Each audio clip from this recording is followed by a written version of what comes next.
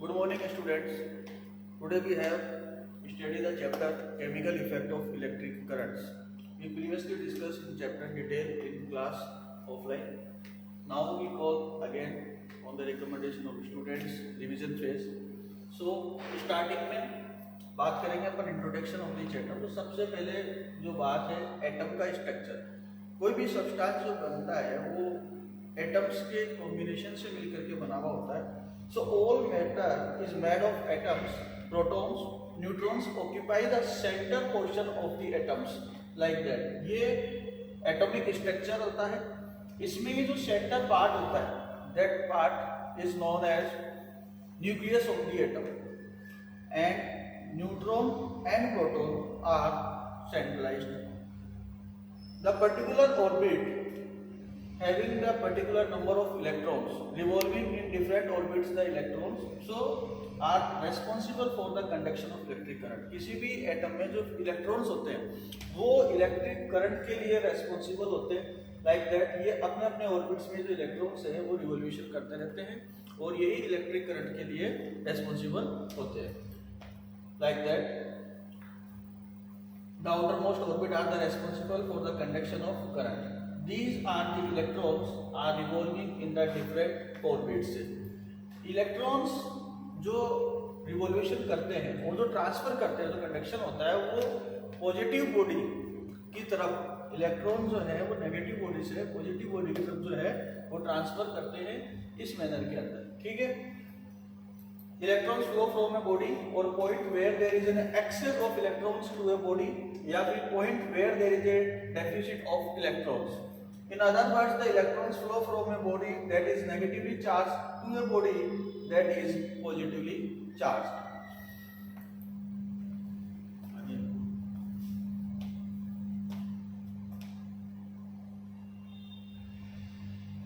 These are the different orbits, number of shells and different electrons. What are the objectives in this chapter we have to study? At the end of this lesson, you will be able to explain the structure of atoms. आपको अच्छी तरीके से समझ में आ जाएगा। Define the conductors and insulators के बारे में अपन बात करेंगे कि कौन से मटेरियल कंडक्टर्स की कैटेगरी में, कौन से इंसुलेटर्स की कैटेगरी में, and understand the electrical conductivity of some liquids in general. कुछ लिक्विड्स जो है उनमें इलेक्ट्रिसिटी कंडक्ट होती है, कुछ लिक्विड्स ऐसे भी होते हैं जिनमें इलेक्ट्रिसिटी कंडक्ट नहीं होती है। और फिर लास्ट में chemical effect of electric currents के बारे में अपन बात करेंगे कि करंट के क्या क्या केमिकल इफेक्ट्स हो सकते हैं। इस पूरे चैप्टर में ये सारी चीजें जो है आपकी कवर अप होने वाली हैं। सबसे पहले बात करते हैं अपन material on the basis of conductivity, और उसको दो कैटेगरी में डिवाइड करके चलते हैं। The first one is the conductors, and conductors are the materials in which the electric current is pass through them, और उनको बोलते हैं गुड कंडक्टर्स। लाइक दैट जैसे कॉपर के वायर है, आपके एल्यूमिनियम के वायर है, ये जो है बहुत ज़्यादा यूज होते हैं इलेक्ट्रिकल इक्विपमेंट्स के अंदर भी, और ये इसलिए क्योंकि ये इलेक्ट्रिसिटी को कंडक्ट करते हैं। Silver is also the best conductor of electricity but is a very costly metal, so we not use in the generally electrical equipments. ठीक है, बैड कंडक्टर्स ऐसे मटेरियल्स जिनमें जो है इलेक्ट्रिक करंट जो है वो पास नहीं कर पाता। ठीक है, इलेक्ट्रिक करंट पास नहीं कर पाता है वो कहलाते हैं इंसुलेटर या बैड कंडक्टर्स। जैसे कि materials which do not allow the electric current to pass through them easily are called as the poor conductor of electricity। जैसे कि रबर है, आपका प्लास्टिक्स है, ठीक है, ये जो होते हैं ये पूर कंडक्टर ऑफ इलेक्ट्रिसिटी होते हैं। इसमें से करंट जो है वो इजीली पास नहीं होता है, एज ए इंसुलेटर ये वर्क करते हैं। सो ये थे आपके मटेरियल्स का description on the basis of conductivity, good and bad conductors of electricity. Okay, आगे देखिए और examples. Do liquids conduct electricity?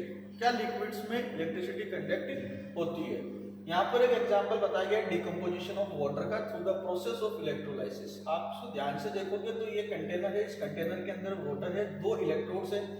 एक इलेक्ट्रोड्स को बैटरी के पॉजिटिव टर्मिनल से कनेक्ट किया गया है, जिसको हम एनोड बोलते हैं, और दूसरा जो इलेक्ट्रोड है उसको बैटरी के नेगेटिव टर्मिनल से कनेक्ट किया गया है, जिसको हम कैथोड से नाम से जानते हैं। These are the two electrons most liquids that conduct the electricity are the solution of, basically किसके सॉल्यूशन होते हैं, एसिड्स के हो सकते हैं या बेसिक या कोई स्पेसिफिक साल्ट हो सकता है, जैसे कि कॉपर सल्फेट हो गया, सिल्वर नाइट्रेट हो गया, NaCl हो गया, सोडियम क्लोराइड हो गया। Distilled water do not conduct electricity because it have no any type of ions and जो है साल्ट्स के अंदर, उसके अंदर ऐसा कोई भी साल्ट्स और आयंस नहीं होते हैं, सो वो प्योर वाटर होता है।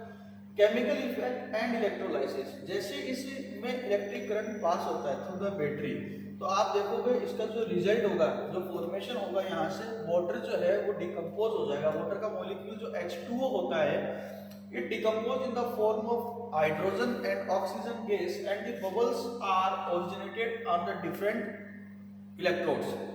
Cathode is the negatively charged electrodes, so that's why the hydrogen gases bubbles, and anode is the positively charged electrode, and here the oxygen gases bubbles जो है आपको दिखाई देंगे। So when the electric current is passed through the acidified water and water molecules split into hydrogen and oxygen, पानी का जो molecule है जैसे इसमें इलेक्ट्रिक करंट पास होता है, ये देखिए यहाँ से आपको जो बबल्स है वो दिखाई देना स्टार्ट होंगे ऑक्सीजन और हाइड्रोजन गैसेस के इलेक्ट्रोड्स के पास से, और ये बता रहा है कि this is the chemical effect of electric current. जैसे इलेक्ट्रिसिटी पास किया आपने, वाटर का क्या हो गया, डिकम्पोजिशन हो गया, यानी कि इलेक्ट्रिसिटी पास करने से कोई ना कोई केमिकल रिएक्शन पानी के साथ हो रहा है। और हो क्या रहा है, पानी अपने ही मॉलिक्यूल्स H2 और O2 के अंदर जो है ब्रेक हो रहा है और गैसेस के बबल्स के फॉर्मेशन में आपको दिखाई दे रहा है ऑन द इलेक्ट्रोड्स के ऊपर। दो डिफरेंट इलेक्ट्रोड्स है जिनको एनोड और कैथोड हम कहते हैं। This process is known as the electrolysis. क्या डेफिनेशन बना, द टाइप ऑफ इफेक्ट, ऐसा इफेक्ट जो प्रोड्यूस होता है इलेक्ट्रिसिटी के थ्रू तो कहलाता है chemical effect, and the process is termed as the electrolysis. This is clear. What is the electrolysis process? It is the different many application